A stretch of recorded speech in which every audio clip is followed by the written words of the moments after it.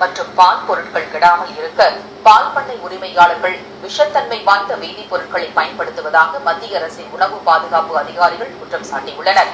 பல்வேறு மாநிலங்களில் பரவி கிடக்கும் பால் பதனப்படுத்தும் ஆலைகளை கடந்த மாதம் சோதனையிட்டதில் பால் கெடாமல் இருப்பதற்காக ஹைட்ரஜன் பெராக்சைடு, பொட்டாசியம் ஹைட்ராக்சைடு என்ற வேதிப்பொருட்களை அவர்கள் பயன்படுத்தி இருப்பது கண்டுபிடிக்கப்பட்டிருப்பதாக அதிகாரிகள் கூறினர்.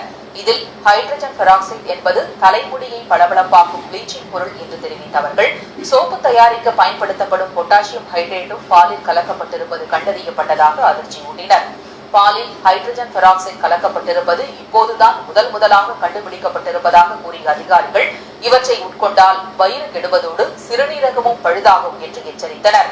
இவை ஒருபுறம் இருக்க, பாலில் இருந்து தயாரிக்கப்படும் பனீர், மாமா உள்ளிட்டவற்றின் தயாரிப்பின் போது அர்ஜிமோன் எண்ணெய் என்ற ஒருவித விஷ எண்ணெய் உபயோகப்படுத்தப்படுவதாகவும் அதிகாரிகள் சுட்டிக்காட்டியுள்ளனர்.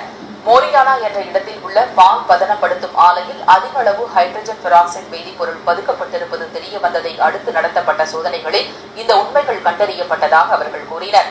10 லிட்டர் பாலில் 200 மில்லி லிட்டர் பாலே தூய்மையான பால் என்று தெரிவித்த அவர்கள், சிந்தட்டிக் மில்க் எனப்படும் செயற்கை பாலில் நுரைத்தன்மையை ஏற்படுத்த சோப்புத்தூள் பயன்படுத்தப்படுவதாகவும் எச்சரிக்கின்றனர்.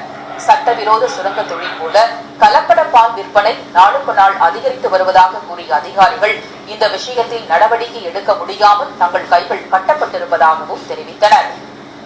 சத்துணவு